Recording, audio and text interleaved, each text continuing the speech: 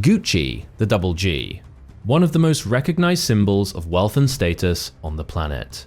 Celebrities wear it, billionaires collect it.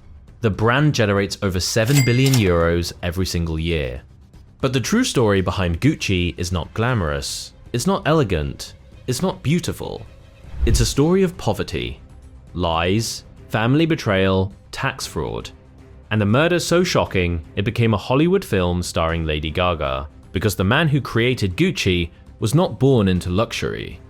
He was the son of a failed hat maker from Florence who lied about his own family history. He worked as a dishwasher and elevator boy at a London hotel. He had nothing, and the empire he built from nothing was eventually destroyed by the very family he created. This is the disturbing true story of Gucci, from rags to riches to murder. The year is 1881. In the city of Florence, Italy, a boy named Guccio Gucci is born. His father is not a famous craftsman, not a nobleman. The truth, which the Gucci brand tried to hide for decades, is far more humble. His father ran a struggling straw hat business. The family was not rich. They were simple people trying to get by in a city famous for beauty they could not afford. Guccio grew up watching his father work with his hands leather, straw, basic materials, and he hated it.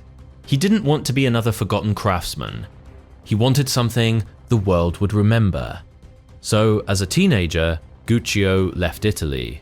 He traveled to Paris, then to London, and in London he got a job at the Savoy Hotel, one of the most luxurious hotels in the world. Now, here's where the myth begins. The Gucci brand would later claim that Guccio worked as a refined bellboy, attending to aristocrats. But the truth is far less glamorous. Records suggest he worked as a dishwasher, a lift attendant, a porter, a poor Italian boy doing the lowest paid jobs in a palace built for the richest people on earth. But what Guccio saw at the Savoy changed his life forever. Every day, the wealthiest people in Europe walked through those doors. Dukes, countesses, industrialists, and they carried the most beautiful leather luggage Guccio had ever seen. Hand-stitched suitcases, monogrammed bags that screamed wealth and taste. Guccio didn't just admire these objects, he studied them obsessively. He memorized every stitch, every material. He watched how luxury made people walk differently, feel powerful, and standing there in his porter's uniform, he made himself a quiet promise. One day, he would build things like these, but better. Guccio returned to Florence around 1920, nearly 40 years old, no degree, no investors, no connections, just a vision and hands that knew how leather should feel. In 1921, he opened a tiny leather goods shop in Florence. He called it the House of Gucci. At first, it was humble. He made bags, belts, and luggage. The quality was extraordinary. Every stitch was perfect. And then Guccio did something brilliantly deceptive. He invented a backstory. He told customers the Gucci family had roots in Florentine nobility, that they had once been saddle makers for Italian aristocrats. None of it was true. His daughter later admitted, "We were never saddle makers." But the story worked. The brand grew fast. By the late 1930s, Gucci had expanded to Rome. Guccio's sons, Aldo, Vasco, and Rodolfo, joined the business. Then the Second World War arrived. Leather became impossible to find. But Guccio adapted. He imported bamboo from Japan and created the iconic bamboo bag. He used woven hemp with a diamond pattern that became Gucci's first signature design. Scarcity didn't kill Gucci, it made Gucci more creative. After the war, Aldo Gucci pushed the brand global. The store opened in New York in 1953, inside the Savoy Plaza Hotel, the same hotel chain where Guccio had once washed dishes. But Guccio never saw it. He died on January 2nd, 1953, 71 years old. He left his empire to his 3 sons. His daughter Grimalda, nothing. Guccio had an iron rule. Women could not own any part of the company. Grimalda fought in court for years. She lost every time. After Guccio's death, his sons turned the brand into a global phenomenon. Jackie Kennedy carried a Gucci bag. Grace Kelly wore a Gucci scarf. The double G became the ultimate symbol of status. But behind the glamour, the family was tearing itself apart. Aldo's son Paolo tried to launch his own line using the Gucci name. The family sued him. At one board meeting, family members allegedly attacked Paolo physically. He filed a $13 million lawsuit against 5 of his own relatives. Then, it got worse. Aldo Gucci, the man who built the global empire, was reported to American authorities for tax evasion by his own nephew, Mauricio. Aldo was convicted and sentenced to a year in a Florida prison. Maurizio, Rodolfo's son, had inherited the majority stake after his father's death in 1983.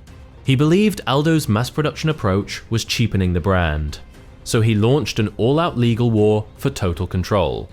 Uncle against nephew, cousin against cousin. The Gucci family was devouring itself. By the late 1980s, Maurizio had won. He took full control, hired new designers, spent lavishly, dreamed of restoring Gucci to the pinnacle of luxury. But he was spending faster than the company could earn. By 1993, Gucci was drowning in debt. Maurizio was forced to sell his entire stake to outside investors. After 72 years, the Gucci family was officially out of Gucci. But the darkest chapter was still coming. On the morning of March 27, 1995, Maurizio Gucci walked into the lobby of his Milan office building. He was climbing the marble stairs when a man stepped from the shadows, pulled a pistol, and fired 3 times. Maurizio collapsed, dead within minutes. The grandson of the founder murdered in the building that bore his family name. The investigation shocked the world. The person who ordered the killing wasn't a business rival. It wasn't the mafia, it was Patrizia Reggiani, Maurizio's ex-wife, the woman the press had called Lady Gucci. Patrizia had grown up poor herself. She didn't know her biological father when she married Maurizio in 1972. She finally had everything: wealth, status, the Gucci name. But when Maurizio left her in 1985 for another woman, something inside her broke. She spent years consumed by rage, and eventually that rage became a plan. She found a hitman through a chain of middlemen, paid roughly 300 million lira to have the father of her 2 daughters murdered in cold blood. On a Monday morning, when asked years later if she had regrets, she reportedly said, "I'd rather cry in a Rolls Royce than be happy on a bicycle." She was convicted and served 16 years in prison. The story became a best-selling book, and the 2021 Ridley Scott film, House of Gucci.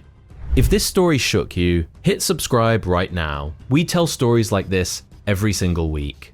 The hidden truths behind the world's most iconic brands. Turn on notifications so you never miss one. Today, Gucci belongs to the French conglomerate Kering. The Gucci family owns nothing, not a single share, not a single store. The name on every handbag and storefront around the world no longer belongs to the family that made it famous. The double G logo still glows from Tokyo to New York. Millions wear the brand every day without knowing any of this, without knowing about the dishwasher who dreamed of leather, the daughter denied her inheritance, the uncle sent to prison by his own nephew, or the ex-wife who ordered a murder over a broken heart. It all started with a poor boy from Florence, who invented a fake history, built a real empire with his hands, and whose family destroyed it with greed, betrayal, and blood. Guccio Gucci once said, "Quality is remembered long after price is forgotten." He was right about the quality, but the Gucci family will also be remembered for everything they forgot about loyalty.